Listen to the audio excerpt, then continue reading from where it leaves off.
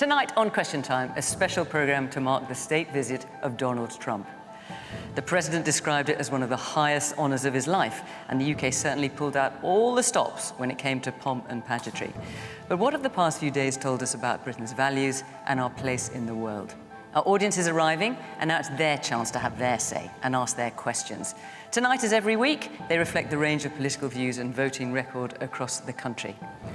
It's been quite a couple of days, hasn't it? And there's so much to talk about, so let's get started. Welcome to Question Time from London.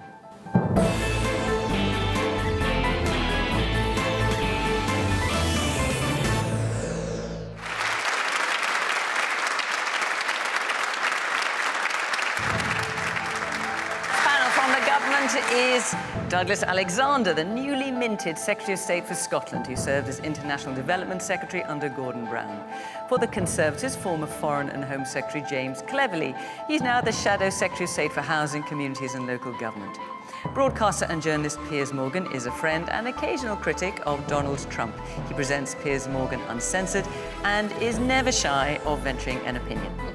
Bonnie Greer is an award-winning playwright, author and former deputy chair of the British Museum, who was born and raised in Chicago, but has now been a Londoner for several decades. It's fair to say she's no great fan of the US president.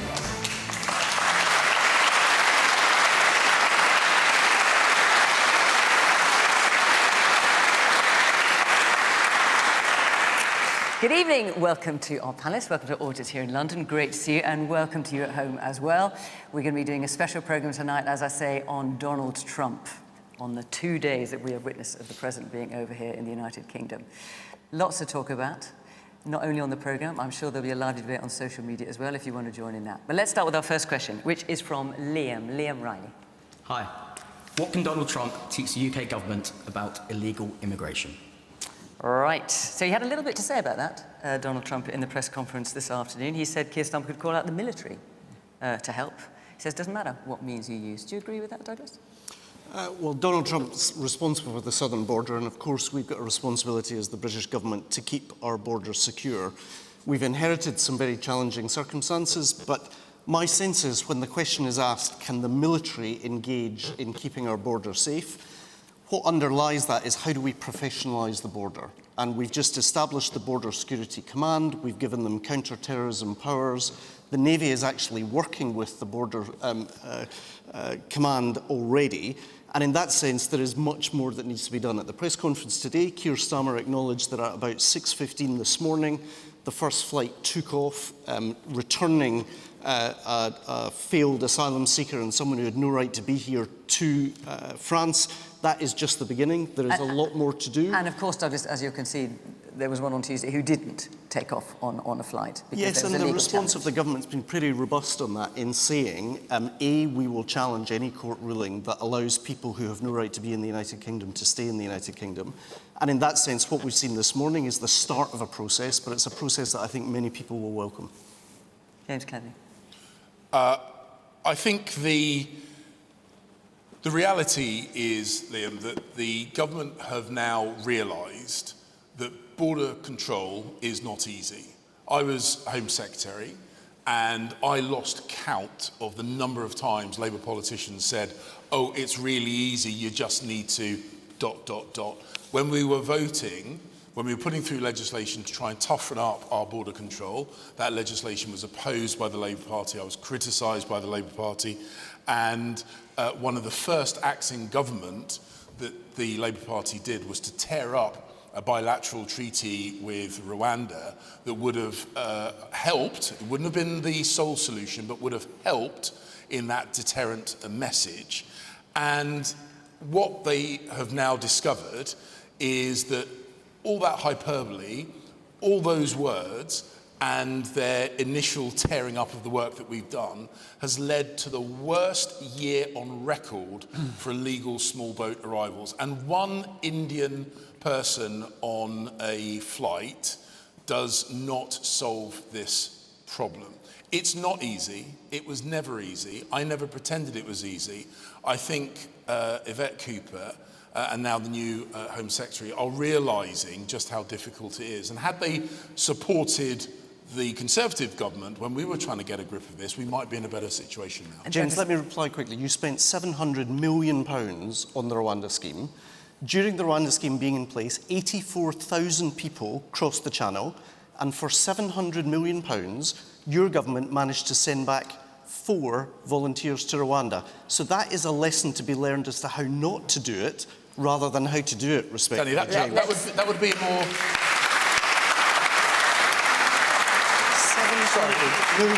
Sorry. That would be a more stinging criticism. But it's true. Were it not for the fact that your government is presiding over the worst year on record. Let me hear a bit from our audience. Now, let's remember, because the question is, what lessons can Trump teach the UK government? Let's the man in the black shirt and tie. Yes.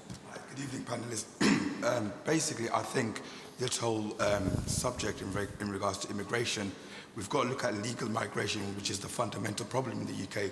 I say last year 936,000 people came legally, 96,000 people came illegally. So if we sort out legal migration and sort out public services, then I think the public would have a less problem with illegal migration. I think the fundamental problem within our country is public services are not working, they're dead. Okay. Man in the white shirt. I don't feel the panel have really grasped the question here. Well, I haven't had a chance yet. I haven't had a chance. You'll get your chance, Piers, rest assured. I haven't had the chance. I think the question was, what can we learn from the US in terms of immigration? And Trump has unblocked a lot of local frustration around regulation, around being able to handle immigration in the US. Given what we've seen this week in the UK, shouldn't the UK be focusing on what are the regulatory and legal blocks that need to be removed in the UK to enable us to have better control of our borders? So when the officials from the State Department are going in and taking people out of factories, occasionally taking people off the streets, and this is all contributing to illegal immigration dropping dramatically, is that something you think we could emulate here? Is that something you'd like to see? I think you have to look at what are the things that prevents the country from really, at all levels, from actually getting a grip on this problem. I think it's a complex issue, but I think we can learn from how the US has actually approached with new policies. Piers, what can we learn? Or what do you think we should learn? Well, I don't think we can learn much from Her Majesty's government or Her Majesty's opposition, both of whom were just squabbling like a pair of rats in a sack, but have proved over the last few years that neither of them have a clue what to do about this problem. Keir Starmer was going to smash the gangs. He kept saying it when he was campaigning to be Prime Minister. The only thing he smashed is new records of people coming in illegally over the border. So forgive me if I don't take either of these two gentlemen very seriously as they squabble about who was worst. The truth is a stain on all their houses. What can we learn from Donald Trump? A lot. He's actually achieved, you can hate Trump all you like, but you cannot deny what he's done on the southern border in America is a spectacular success. Under Joe Biden, they estimate up to 10 million, they don't know the exact number, but they estimate up to 10 million people in 4 years went over that southern border illegally into the United States. And under Trump, he's pretty well stopped it stone dead. Now, there are aspects of his immigration policy that I think have gone too far, that I wouldn't like to see replicated here. I think in America, most Americans think the southern border stuff's been great. Most Americans think if you are undocumented and you get into America and you commit a crime, you should be deported. But most Americans, 2/3 in the polls I've seen, do not like the imagery of ICE agents in America dashing into a Home Depot and grabbing undocumented people. So I think they've taken that too far, and I wouldn't like to see that here. But would I like to see Trump policies, in other words, zero tolerance, involving National Guard, involving military, involving... So get the army on the streets, well, that's what you'd like to see. I wouldn't hesitate. Nothing else has worked. You know, why shouldn't we? Why are we so afraid of using the military? It's clearly worked in America, and what have they done? They've reduced it stone dead. So I think there are lots of lessons, but I wouldn't like our country to become a non-compassionate country. I still want genuine asylum seekers to be able to come here, and to escape horrific oppression and war zones and so on, and be treated kindly and with compassion. The problem at the moment is there are tens of thousands of people who are not genuine asylum seekers, who are coming here and taking a liberty, and they're putting pressure, as the gentleman there rightly said, on the public services. They're living in hotels at a quality of life that many British people are not currently living in because of the cost of living crisis. And you put it all together and people wonder in government why you're seeing huge marches through the city of London. It's because people genuinely care about this stuff and they want somebody somewhere to sort it out. Bonnie. The question is, what can we learn from Donald Trump for this country? Nothing. Nothing. Donald Trump. Okay, Bonnie, I'm just going to point out that I would say maybe half of you are applauding, but certainly half of you are not to that. And if I can just carry on, no, of course. I said what you say, Piers, so I don't want to say that down. Of course. But the United States has become a much less civil society than it ever has been. You do not, in the United States of America, ever have somebody jump out of a truck with a mask on their face and take you down and take you to a prison and put you somewhere you don't even know where you are, and you cannot contact your family. You do not, in the United States, deport a person without due process because we are a nation of laws. This nation exists under the rule of law. The only way we can live is civilized human beings. Donald Trump has effectively destroyed that, hopefully not totally. He's taken people. If you come from Mexico and you're captured by ICE, I'm going to use the word capture, you can be taken to a jurisdiction that is friendly with Donald Trump's White House, and you can be deported to South Sudan. What the hell has that got to do with being Mexican? And that's why people aren't coming, because they're being sent into the Twilight Zone, and this is being allowed by the Congress of the United States, which has all of the powers that Donald Trump is using by executive order, and is being allowed by a majority conservative House Supreme Court, which is allowing this man to get away with dismantling one of the great democracies the world has ever seen.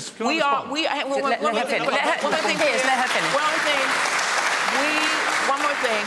We, unlike the United Kingdom, and I can talk about that later, the United States is a nation of immigrants. We have prided ourselves on being a nation of immigrants. Donald Trump's own mother was an immigrant. And so the irony, the sick, dangerous irony of this man is that the United States is now being asked to turn in on itself and destroy itself from its own base. And that's what he's doing. Man in the blue shirt and tie there. Yes, so I just want to mention that as a U.S. citizen who resides in Long Island, New York, my family actually, we grew up Democrat. And my mother specifically and myself, we decided to vote for Trump considering the immigration issues that we have. And my mom actually would go to New York City to purchase her inventory for a small business.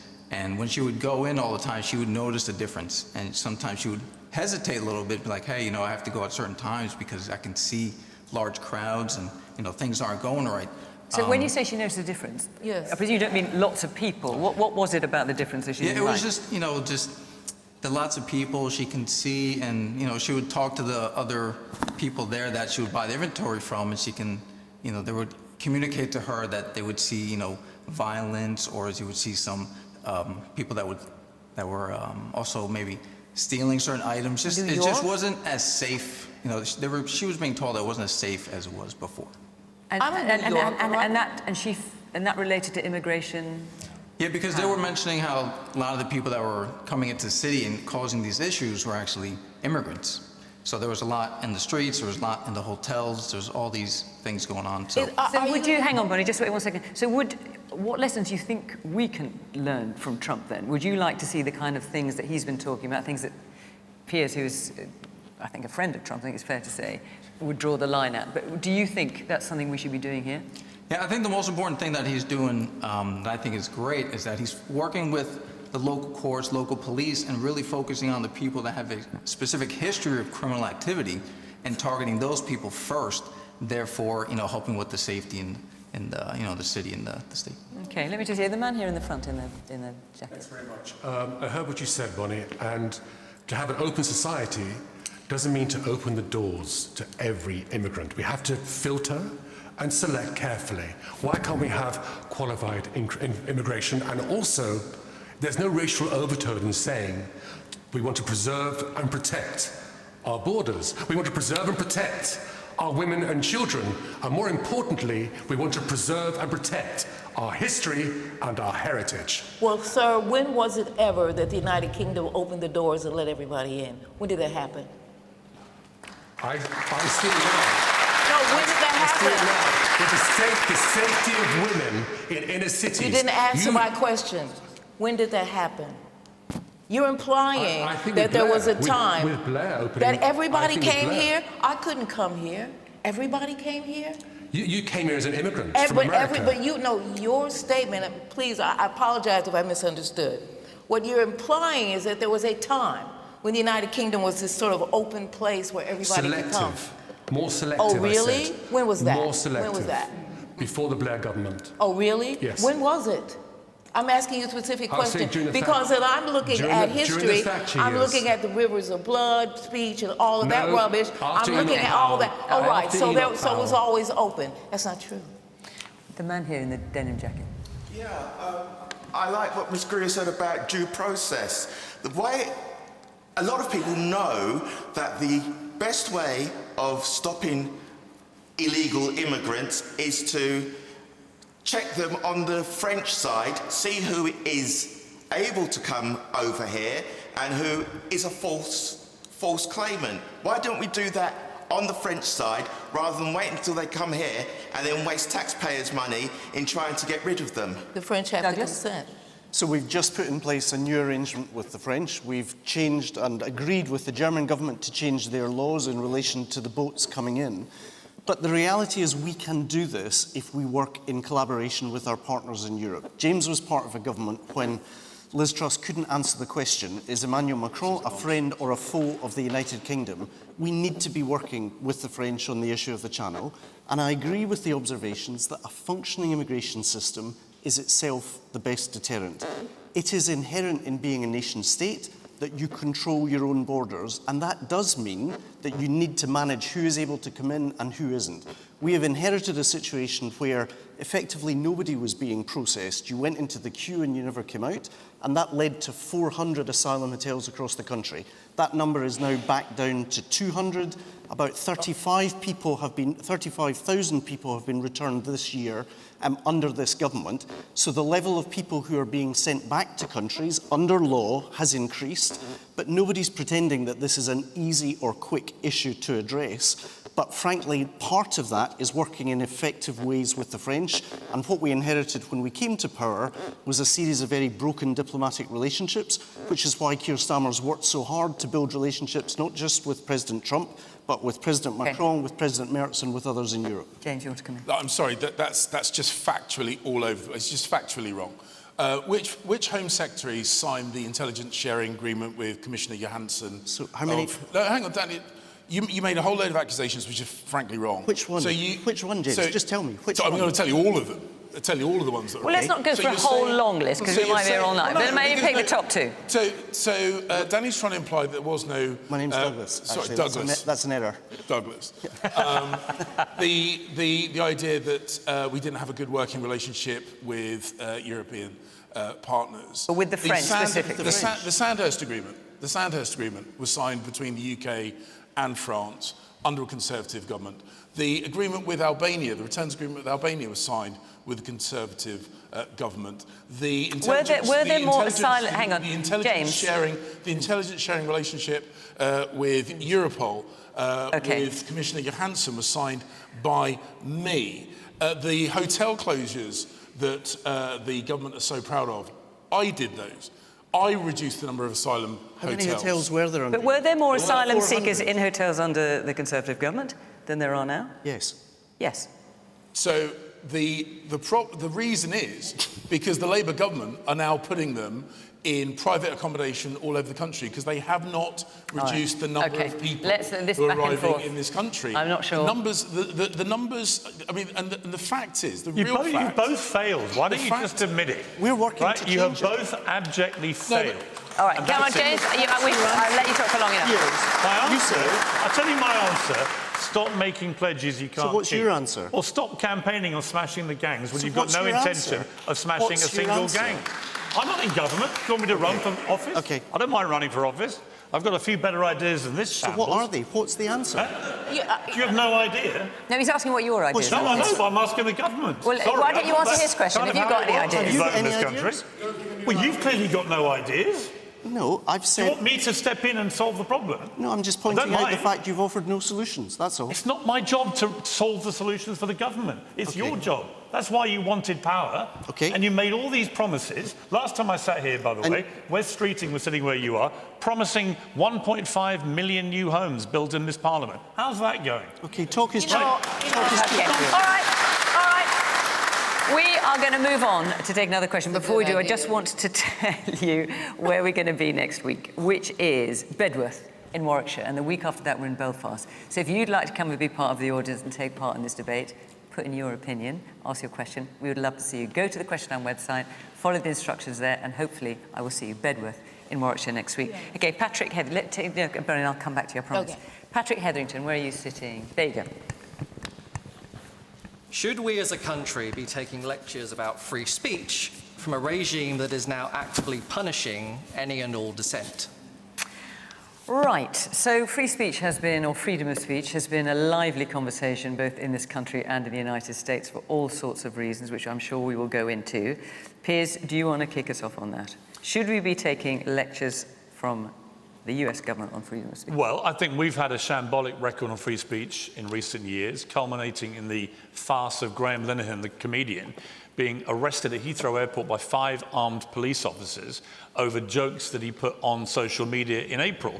You may not like the jokes, you might find the jokes offensive, but as Winston Churchill said about free speech, the whole point is that you tolerate offensive opinions unless they break the law. If you advocate or incite violence, that crosses the line. That's not about a free speech issue. But if you're just being offensive or saying pretty hateful stuff, I'm afraid under the principle of free speech, everybody should allow you to do that without wanting to arrest you, right? Otherwise, you become a totalitarian state. America, having lectured us about it, has just seen one of the worst outrages against free speech imaginable. Charlie Kirk, somebody I knew and had interviewed a few times, was somebody who went out, you may not like his views. It doesn't matter. He was a conservative Christian right-winger. You may not like it. You may disagree with everything that he stood for. But what Charlie Kirk did, he went into university campuses and he engaged with young people who vehemently disagreed with him. He did that every week. That was his shtick. If you don't agree, come and debate. That's the bedrock of a democratic society. And what happened? A radicalized young man, right? Radicalized by people who, in my opinion, and Bonnie, I'm going to bring you in here because you're very strong about Trump. But I'm going to bring you in here for this specific reason. I'd love a response. I would love that be brought in. I'd love a response because this young guy, according to the authorities, and we still need to find out more, but they believe he was radicalized by, as they put it, a leftist ideology in the last year or so. But hang on, let's be clear. We just don't know that right now. Okay, so I'm saying what happened. Okay, so it could be true, it could be absolutely not true. Well, but I'm true. saying what the authorities have publicly said, which is their investigation so far has led them to believe that was the case. He initialed on the bullet casings anti-fascist sentiment. Bonnie, I would put this to you. How much do you think people like you are responsible? Honest question, given in the last few weeks, I checked your X feed, you have repeatedly called Donald Trump Adolf, Hitler, and a Nazi. Right, do you think? Did I call him? Yes, I've actually got 3 of them here. If you want me to remind you. I mean, can I just point out? I think it's a serious. Piers, can I just point out that J.D. Vance also referred to Donald Trump that was completely wrong too. As Hitler. Right? Here's my point. And he's obviously on the right. If people in public life go around calling Donald Trump and his supporters Hitler and Nazis and fascists and so on, I haven't finished yet. Let me finish. You can come back in a moment. Let me finish, brother. Okay, hang on. Piers, briefly, and then let me bring Bonnie in. I'll bring you in, Bonnie. Which is simply this. You can hate Donald Trump. You can disagree with Donald Trump. We can disagree in a civil way about Donald Trump. But when people in public life go around publicly calling him Adolf Hitler, who murdered 12 million people, including 6 million Jews in a Holocaust, young, impressionable, deranged minds may hear that and think the logical assumption is they have to kill these people. And that's why it's so dangerous. And I think you should delete all the tweets you put up where you call Donald Trump Adolf Hitler. Can I say something? First of all, I said something that was a comparison to history. I didn't throw that out there. We can spend another show talking about that. I can remind you. Okay, hang on. We can spend another. No, I didn't throw it out there. I don't do that. Okay, I made a comparison to him, and I meant it. You think he's also, the Vice President of the United States compared him. And that was to wrong Adolf. too. Okay, well, let her answer, please. Let her answer, please. It's not only wrong, brother. He's the Vice President of the United States. Okay, so that's the point. In the United States of America, as an American, there's no such thing as free speech because we can't do free speech in a civilized society. I can't yell fire in here because I feel like it. We have freedom of speech. I have an opinion. I can state my opinion. And not only that, Piers. That wasn't my point. Let her answer, Piers. You've been talking, bro. Let me speak now, okay? All right, sis. Okay, let me speak. Okay, let me speak. I don't call people, I've never called anyone Hitler in my life. You've literally called him. I've never called him twice in the last 3 weeks. I've never called anyone other than Donald Trump Hitler in my life. He's not Hitler. Okay, let her answer, Piers. We can talk, listen, we can talk about all aspects of where he's connected with it, and we don't have time to do that. It doesn't, at the end of the day, and you're going to tell me something that's absurd, if he's made a man his vice president who's called him Adolf Hitler, what's the issue? All right. That's wrong as well. Well, it's not wrong. He's the vice president. Let me just go back to Patrick. Where were you, Patrick? So you asked this question. The implication of your question is that there's an element of hypocrisy here. Am I right or am I wrong? Oh, massively. Yeah. So just tell me why you've asked this question. The main thing that prompted it, of all, and it's relatively trivial, all things considered, was waking up this morning and hearing that the Jimmy Kimmel show has been cancelled because... Okay, let me just for those of you who don't know, and perhaps at home, Jimmy Kimmel is a very, very well-known chat show host in America. I mean, in America, he's absolutely a household name, and his show has been cancelled. He's been taken off the air because of comments he made about Charlie Kirk and claims that he made about the person who is the suspect in killing Charlie Kirk. And this was felt, certainly by Donald Trump and others, to be very offensive. See, the comments weren't about Charlie Kirk. They were about the people already, almost gleefully, weaponizing his death to advance their agenda. That's not true. That was the nature of his comments. Stop. These things have to be... I am thrilled to have you on the panel, but I will come back to you, but you just got to let him make his point. It is an untrue statement. Okay, Patrick, can you carry on, please? Okay. I just think I'm taking stock of various different things that have been said here, but the point about hypocrisy, I mean, even the point about Graham Linehan, I forget how to pronounce his surname, Graham Linehan, who was arrested at the airport.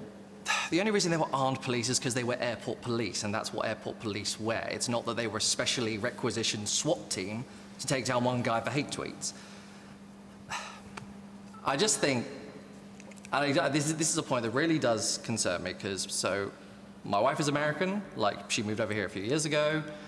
We talk about moving back to the States at some point, but neither of us want to move back there at all under this climate, under this regime. And the fact that we are getting constantly, and this isn't even a one-off thing, J.D. Vance's speech that was at the Munich conference earlier this year, and even the comments off the back of,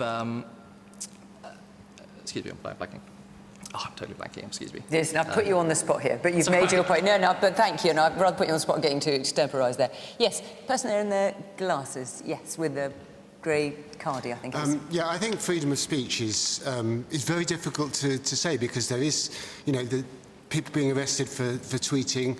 that's against freedom of speech. People holding up signs supporting a banned organisation, that's anti-freedom of speech. But I don't think that it's correct in America. I think that freedom of speech is changed in the Oval Office. When President Trump is given questions, he doesn't take questions from certain news organisations. Therefore, that's preventing freedom of speech. So I don't think we can learn anything from America. OK, let me take one more person in the audience. Yes, woman there. My question is, given the death of Charlie Kirk, it's a tragedy, loss of life. Sorry, given the death of Charlie Kirk, Charlie Kirk, yes. Just circling it back to Charlie Kirk. Loss of life is always a tragedy. My question is, has that finally made the right reckon the notion that words, and not just actions, have consequences, including Mr. Trump, who so vehemently denied to take any responsibility for his comment, "Fight like hell," which caused people to go on the Capitol Hill and mount that attack on Congress? So, Donald Trump and others, and indeed Piers, have been talking about the left need to think about their words and consequences. The point you're making is that in America, the right need to think about that as well. Would you agree with that, James? I don't think we need to start saying this group of people need to think about the consequences of their words, or that group of people need to think about the consequences of their words. Here's a novel idea. How about everybody thinks about the consequences of the things they say? And do you think we should be learning or taking lectures, is the way Patrick's put it, about free speech from America? Well, the whole point about free speech is that people can say what they want to say. If you want to listen to comments or criticisms from America, fine. If you choose not to, that's up to you. And do you think free speech is being observed in America under the Trump administration? So, as a former foreign secretary, I've been to a number of places around the world where there is genuine curtailment of freedom of speech, where you cannot express any kind of criticism of the authorities, where that genuinely gets you arrested and in some instances killed. We've seen the real curtailment of all kinds of freedoms in many places in the world. The UK is nowhere near that. We've got to put that into perspective. There have been, I think, a number of high-profile examples that have been publicised on social media where foolish but well-intentioned actions by members of the police or whatever have really added to the narrative that freedom of speech in the UK is being curtailed. For the most part, it is not. I do think we've got to make sure we don't overreact. The arrest of Graham Linehan was foolish beyond belief. They were distasteful tweets. He apologised. He said they weren't particularly good jokes. They were clearly jokes. Let me just remind people what he said, James, because not everyone will be familiar with it. He wrote, "If a trans-identified male is in a female-only space, he is committing a violent, abusive act. Make a scene, call the cops, and if all else fails, punch him in the balls." Now, he said he was making a kind of joke, maybe not the best one, but that's how he described it. Yeah, and others did not see it that way. And he said at the time, this was meant to be a joke. He said it wasn't a good joke. Now, criticise that? Absolutely. Call him out over that? Absolutely. Be arrested over that? I think it was a massive overreaction. So we've got to put things into perspective. We mustn't overreact, and that clearly was an overreaction, as was the Thames Valley police officer that went to the American woman's house because she'd been rude to people on social media. These overreactions do not help, but we should all behave in a way that we would like others to behave towards us. So just be thoughtful, careful, Douglas, and not so unpleasant when you're online. Patrick's question, should we as a country be taking lectures about free speech from America, which Patrick says is actively punishing any and all forms? So we saw in the press conference today the ability to disagree agreeably with your friends and partners in the United States. There are issues in which the British government disagree. Respectfully, I was on absolutely best behaviour. Yeah, but I completely disagree with J.D. Vance in his speech in the Munich Security Conference, where he suggested that somehow a crisis of free speech was a greater threat to Europe than Russia. Well, respectfully, tell that to the Ukrainians, given Russia's illegal invasion of Ukraine. But I do actually find myself in agreement with Keir when you come, with Piers when you come to the issue. Easy mistake to make when you come to the issue of Charlie Kirk, because this is a 31-year-old husband and father of 2 kids who was callously murdered. that, what he says is irrelevant to the condemnation that all of us should issue, because not only was that a callous murder, it was a fundamental assault on the very idea of freedom of speech. Now, he said some things that I disagree with profoundly, but I'll be honest, I also agree with Piers that the idea that you go onto university campuses, you have the courage to debate these issues, that's a really important lesson for today's world. But do you because also the truth agree is, with what Piers democracy... saying, Just let me finish the point. Saying that left-wing ideology So let me just finish the blame? point. Democracy is a conversation. And ultimately, what we've learned to our cost in recent years is that democracy is not just a way of voting, it is a way of thinking. So how we use language, and here I agree with James, is critically important. You should have opponents in politics, you should not have enemies. Because whether it is the murder of Charlie Kirk, whether it is the murder of Joe Cox, a former colleague in the House of Commons, words have consequences. And as Barack Obama, a former president, said yesterday, democracy is not a self-executing system. If we are going to uphold freedom of speech and our democratic rights, that's not just the responsibility of the politicians, it's the responsibility of every one of us.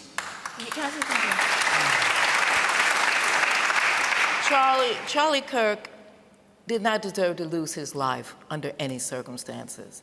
It was a barbaric act. There's no reason for that man to lose his life.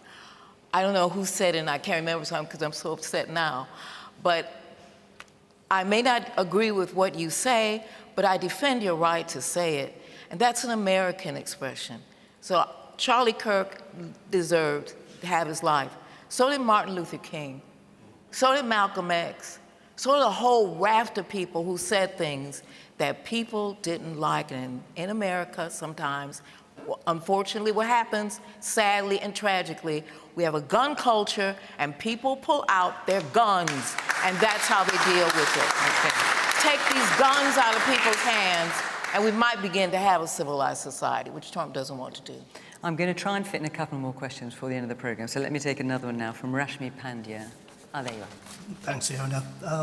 Should Donald Trump be the next recipient of the Nobel Peace Prize? Right. So let's get a bit of context, shall we? So 4 US presidents have won the Nobel Peace Prize. Woodrow Wilson, who set up the League of... he was instrumental in founding the League of Nations. Jimmy Carter, Camp David Accords, the Israel-Egypt conflict, visited North Korea, stopped the war with the States. Theodore Roosevelt, we don't need to explain about him, I'm sure, and Barack Obama. Then, of course, there's Nelson Mandela, there's Mother Teresa, and there's Donald Trump. Bonnie. Donald Trump for the Nobel Peace Prize, if that happens, they need to retire it and burn it. There's no reason for Donald Trump to get the Nobel Peace Prize. What is the purpose of that? And the other thing that's actually pitiful about Trump, and I'm going to use that word, he's so desperate to get our attention. He's desperate for us to care about what he says. He's desperate for every prize going. And if Nobel Committee, which the other thing, it's a foreign prize, the Nobel Committee gives that man a Nobel Peace Prize, they need to retire it forever. It's dead. Barack Obama got the Nobel Peace Prize, I think it was 8 months after he first came to office, for making a couple of speeches. Let's be crystal clear about the bar for winning the Nobel Peace Prize. Donald Trump, again, you don't have to like him. I disagree vehemently. What has he done, Piers, to earn it? Tell me. I'm listening. I'm open. Okay, well, let's listen to this. I'm going to tell you. If you I'm open. Okay. Sis? I will never call you that again. And it's this. Donald Trump is fighting hard for peace. I don't remember many Republican presidents in my lifetime who did that. Tell that to the people of Gaza. Bonnie, let him finish. Let him finish, in fairness. We happen to agree about what's happening in Israel. All right, it's irrelevant to the point I'm making. Let me make it. Donald Trump is fighting for peace. I've spoken to him multiple times about this. He genuinely wants peace in Ukraine. He genuinely wants peace in the Middle East. He's forging peace in other areas as much as he can. He thinks they're a waste of human life and a waste of money, and we should be doing fewer wars, I applaud that. And if Donald Trump can somehow barrel his way through, and he's the one that can probably make this happen, to get Putin and Netanyahu to finally do peace deals in the Middle East and in Ukraine. And it's not easy because they're both behaving with barbaric impunity. But if he can, then damn right he deserves a Nobel Peace Prize. Does he deserve it now? No. Okay, that was a question. I just said, if he achieves those two things, absolutely. That was he the should, question. Hang on, absolutely, he should get the Nobel Peace Prize. That was the question. Right. Woman here in the blue dress. I don't agree with Donald Trump's politics. I'm going to be very conservative what I say. As free speech, America's supposed to be the land of the free, human rights. What human rights has many millions of Americans got access to health care is zilch. Yes, man here in the glasses. Hang on, we'll just get a microphone to you. There you go. If Donald is so interested in peace, why has he just renamed the Department of Defense the Department of War? Because he's interested in peace. He's interested in peace. Woman at the very back there. Yeah, I can tell, Piers, that you're like really close with him, and that's great. Good for you. But just I'm I would say I'm a critical friend. I've fallen out with Trump many times. I think being able to appreciate that Trump is sitting on one of the biggest militaries in the world, and you're telling me that he doesn't have the cojones to go and do something about Ukraine and Russia. He doesn't have the ability to think about stepping in a way that's with purpose and with like actual gumption with Palestine and Israel. The guy can do it. He's choosing not to. He deploys on the streets of Chicago. Well, He'd rather deploy on the streets of Chicago. Okay. He'd rather deploy on the streets of Chicago and commit California, get passy comitatus, which is against the law. That's what he wants to do with the U.S. Okay, military. Bonnie, let me come in here, please. You mentioned Ukraine. Just a little bit further along, the woman with the blonde hair at the edge there, if you could get a microphone to her, please. Because a little bird told me that your father sitting next to you, whose English is not great, I understand, so you're going to talk for him, but your father has just recently been fighting on the front in Ukraine. You are Ukrainian. Yes. I mean, the question is, does Donald Trump deserve to be the next recipient of the Nobel Peace Prize? With your experience and your father's experience. Actually, first of all, just tell us what it's been like for him, if you wouldn't mind. Yes, thank you. So my father came recently from the front line to see us, his family, and my brother and my uncle are also there. So it's been really hard for us, and the war had a huge impact on our lives. We see and we witness the atrocities and the war crimes happening every day. And my father is thanking the people of UK, the government, for the support. And he says that he's determined to fight till the end, till the victory of democracy. And do you...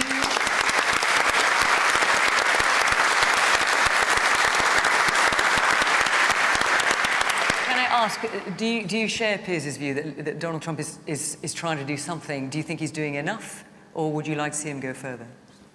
To be honest, we were all really not happy with how negotiations first went in the White House with Zelensky, but later when all the European leaders came to White House, it was much more better, and we could see the light in the end of the tunnel. But unfortunately, regarding this, I have a question to the panel, if you can answer, please. Do you believe that peace in Ukraine is possible without actually holding Russia accountable for crimes against civilians and other war crimes? No. Well, listen, let's fold that into the question about Donald Trump and his role in terms of ending wars. James.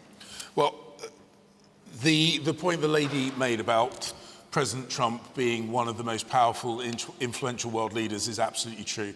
That is why, and I've been very critical of Keir Starmer, and I reserve the right to continue to be critical of him in the future, but I have publicly said that I think he has worked very well on the relationship with President Trump for the UK national interest and also for international interests. I pay credit to that, and this state visit, I think, has gone very, very well, because President Trump is one of the most powerful and influential people on the planet. For that reason, I think he has an enhanced duty to try and bring resolution to the conflict in Gaza, to try and get the hostages released and try and bring that to an end. And he has a particular responsibility to recognise that the war in Ukraine will end when Russian troops leave Ukraine and not before. There is no deal to be done with Putin.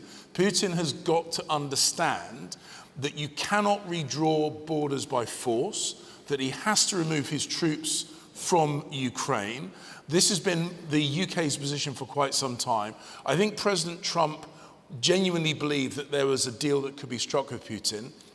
Putin has thrown that back in his face time and time again, and I think the president is now beginning to understand what I think the UK has seen for a long time, which is Putin is insatiable. He will not stop until he is stopped. And I've had the privilege of meeting Ukrainians, both those being trained here in the UK by international armed forces and on the times when I visited Ukraine. And I've said this internationally, I'll say it until I'm blue in the face. The Ukrainians will not stop. They are courageous beyond measure. This is their land that's been invaded, and this ends when Putin withdraws his troops from Ukraine and not a day before. So, Douglas, Donald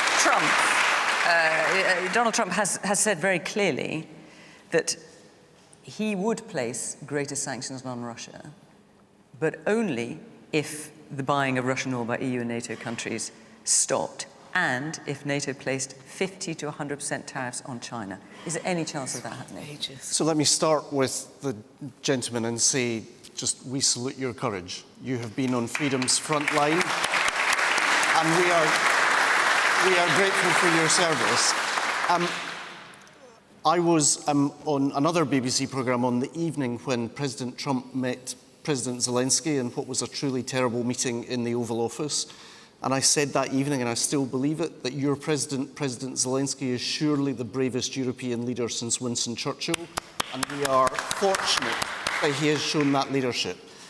President Trump, I believe, is on a journey in relation to Ukraine. Remember, this was the president who said he would solve the Ukraine conflict on day one. And there has been a hard reconciliation for President Trump with the reality that President Putin has no meaningful interest in any kind of deal other than the abject defeat of Ukraine and the success of what he aimed to do when he sought to invade Kyiv in the first place. But what about the things that the US president is saying now, in terms of bringing Russia to heel? So when I listened to those words in the press conference today by President Trump, I welcomed the fact that he is going to encourage other European countries not to buy Russian gas and oil, because it has frankly been a challenge for those countries. We have stopped the importation of Russian oil and gas. We've imposed serious sanctions, and I pay tribute to the work of James and his colleagues in the previous government, because there is complete bipartisan support in the United Kingdom for Ukraine. So yes, Europe should do more. And tariffs on China? Tariffs on China, is that even a remote prospect? But there needs to be a two-way dialogue, and I would pay tribute not just to other European leaders, but to the work also that Keir Starmer is doing in persuading President Trump that the idea a deal is easy, quick, or would be just is frankly wrong. And what we need to do is to build the pressure on Russia. There needs to be military pressure brought to bear on Russia. There needs to be sanctions pressure brought to bear on Russia. Frankly, I don't see the connection with trade tariffs to China, but I do believe more should be done on sanctions. Military support should be strengthened, because Putin will only respond to strength. And if weakness is shown in the face of Putin's revanchist behaviour, then we will simply see a continuation of the conflict. So we continue to stand with Ukraine, but critically, we need the United States also to be part of those security guarantees and to stand with Ukraine. And that's why the work that the Prime Minister is doing with a coalition of the willing with European partners is so urgent, so critical and so needed. I should mention, actually, since we're on this subject, because you were speaking to President Trump this morning, weren't you? I was. Did he have anything to say on this issue? Oh, that's it. He said he's Bonnie Greer on Question Time tonight, because he said, if she is, I'm leaving the country, and he has. Good, and he did, What light can you shed? No, I think, look, without revealing too much, I personally, to the lady at the back, let me just be clear about what I think Trump should do. I do think he wants to forge peace. I do think he's found it more difficult, particularly with Ukraine, than he thought it was going to be. I do think he should be tougher with Putin. I particularly feel that what's happening in Gaza now is utterly indefensible. and that Donald Trump should pick the phone up to Netanyahu, haul him into the White House, read him the Riot Act, and point out that, yes, October the 7th was horrific, a disgusting act of terrorism on the Israeli people. But what has been going on this year in particular in Gaza is an indefensible overreaction to what happened. It's not achieving its aims. The hostages aren't being released. Hamas are not being defeated. Tens of thousands of innocent civilians have been killed. 20,000 plus children have now been killed. And whether it's a genocide or not is an arguable legal point. I don't want to get into that. What I would say is that Donald Trump, I think, has the power to tell Netanyahu enough. That war has to end. I think it's harder with Putin. I wish I shared James cleverly. Again, I've been to Ukraine to interview President Zelensky and the First Lady, an incredibly inspiring person. Right. I don't share James's confidence that at any stage Putin's going to be rattled out of town. I fear there will have to be a deal, and the sooner that deal gets done, the fewer people Bonnie, are going very to briefly, continue because I want to dying. get one more question in. Go on then. Okay, do we really, anybody in that audience really have to tell Trump that, that Putin is tricky? I mean, do we really have to do that? Did Donald Trump really not know that he was going to go into this kind of negotiation with Putin? Did he really not know who Putin was? Why didn't he know who Putin was? He is a performative human being, is Donald Trump, and what he wants is the ratings, the stars, and the approval. He has no concept of foreign policy. He isn't interested in it, but if it gets him somewhere in what he wants to achieve, fine. He kicked Zelensky out of the Oval Office. That was one of the most disgraceful displays that has ever been given in the United States of America. Ever. So, you know, hey, the guy is president. He was elected in a fair and square election. He is a lame duck. Okay, let's hold on to that because he ain't going to be around after this term. But he is a performative human being. And if he doesn't understand what Putin is about, we do. Why doesn't he? We've got time, not much time, but a bit of time for one more question. Christopher Appiah. With Trump cutting taxes and making America richer again, shouldn't the under-pressure chancellor be considering new methods to get Britain back on its feet? All right, so in terms of Trump cutting taxes, he passed what he called the Big Beautiful Bill. This extended tax cuts for individuals and businesses. This was leading on from a bill that he produced in his first term. GDP growth is up. Whether that will continue, the jury's out on that. The effect of tariffs on the US economy is not yet entirely clear. So things could change, but at the moment it's looking pretty decent. James? The simple truth of the matter is taxes are much higher than we would like. Under the Conservatives, we had to put taxes up more than we would have wanted. We had to deal with the cost of COVID and the implications of Russia's brutal invasion of Ukraine, which meant that we left office with taxes higher than we would have liked. And we were punished at the ballot box because of that. And democracy is beautiful, but it is also brutal. We've learnt that lesson. What we're now seeing with the Labour government is they are trying an incredibly destructive experiment, which was to take our already too high tax levels and ramp them up even further in the hope that somehow you can tax your way to prosperity. It doesn't work. It's never worked. And what we're now seeing is unemployment, particularly in the sectors employing young part-time workers, the retail sector, the hospitality sector, hundreds of thousands of job losses in those sectors. We're seeing entrepreneurs fleeing the country in unprecedented numbers. We are seeing inflation at twice the level that we left when we left office, and we are basically seeing all the economic indicators trending in the wrong direction. So how do you think the Chancellor should get more money? We have got to unlock entrepreneurialism and economic activity in the UK, which means we need to ease the burden of regulation, which means we need to ease the burden of taxation, and we need, therefore, to reduce public spending. When given the opportunity to reduce the welfare budget by a little bit, Labour MPs rebelled against the government, so they can't do that. The Chagos Island deal, which is breathtakingly expensive, we are going to have to see our taxes go up so that Mauritius can abolish income tax altogether. I'm not at all sure that British voters are going to be very happy about that at all. Lessons to be learned from Trump and the way he's doing it? Well, the Rachel truth is, in the Reeves? first 6 months of the year, the British economy was the fastest growing economy in the G7, but frankly, that is a pretty anemic level of growth, and it has been for a lot of the G7 in the year since the financial crisis of 2007-2008. Why have we had 15 years in the UK of being a low-growth, high-inequality society? The underlying cause of our low growth is low productivity, and what sits beneath low productivity is low investment. So the way that we think about it as a government is say, how do we deliver economic stability, investment and reform in our economy? That's why the fact that in this state visit, we've had £150 billion worth of commitments made by household names like Nvidia, like Microsoft, like Google is absolutely critical. If we're going to raise productivity in advanced economies like the UK, AI is going to be fundamental. There's a reason Jeff Bezos says AI is like electricity. It's like the internet in 1999. It's about to change everything. So if we're serious about driving productivity, which is the only basis on which we're going to drive growth in this economy, we have to be serious about investment. And that's why, amidst all the pomp and circumstance, amidst all the press conferences, the fact that we secured £150 billion worth of investment commitments in the last 48 hours is a meaningful contribution to raising the trend rate of growth in the British economy. And that's the challenge we're rising to as a government. Bonnie.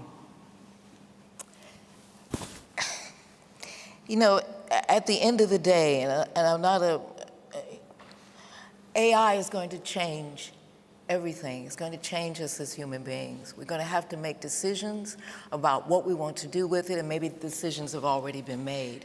I feel nervous about all of that coming. It's not going to affect me because I'm past all that.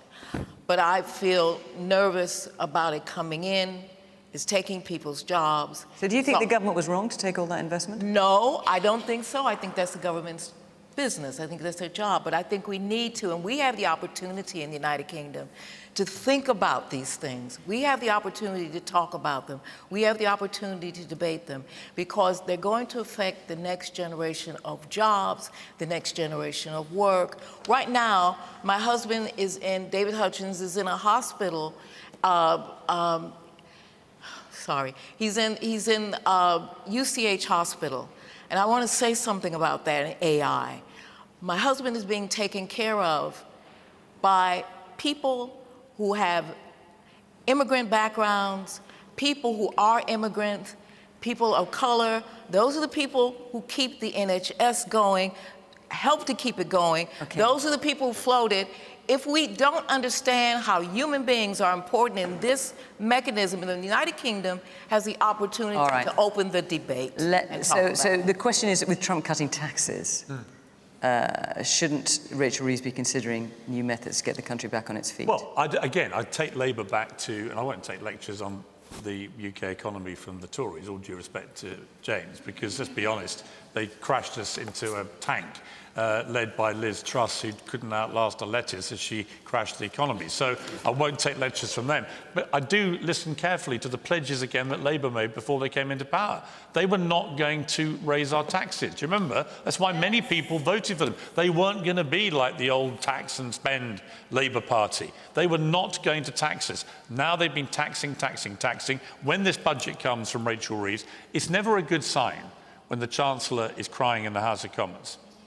When I saw that, I thought the heat is getting to the Chancellor, the pressure's getting to them, they don't really know what they're doing or how to get us out of this, and I think we're going to see a budget where we're all going to wake up and we're all going to be paying a lot more in tax, and that will be yet another broken pledge by this Labour government. I agree with James that I think it's been a brilliant state visit for Keir Starmer and Donald Trump, for the UK and the United States. Could not have gone any better. And I applaud the King, by the way, who is himself battling cancer, for the way that he led proceedings yesterday. It was great. He was the star. And I do applaud the deal that was done on the AI. It's a great deal. I love seeing that. But let's be clear. This is another broken pledge. And I want Labour, at some stage, to stop making promises you can't keep and to start fixing the problems in the country. And then if you do fix them, we'll applaud you and you'll get voted back in at the next election. But right now, it's broken promise after broken promise after broken promise. Now, I'm sure you'd like to come back on that. I'm afraid we have run out of time. I wasn't even able to bring you in, so apologies for that. That is us done for Question Time on our special Trump programme. We are in Warwickshire next week, remember, so if you'd like to come and be part of the audience, we would love to see you. But for now, thank you to the panel. Thank you to all of you for giving up your evening and spending it with us tonight. And thank you to you at home for watching. From Question Time in London, bye-bye.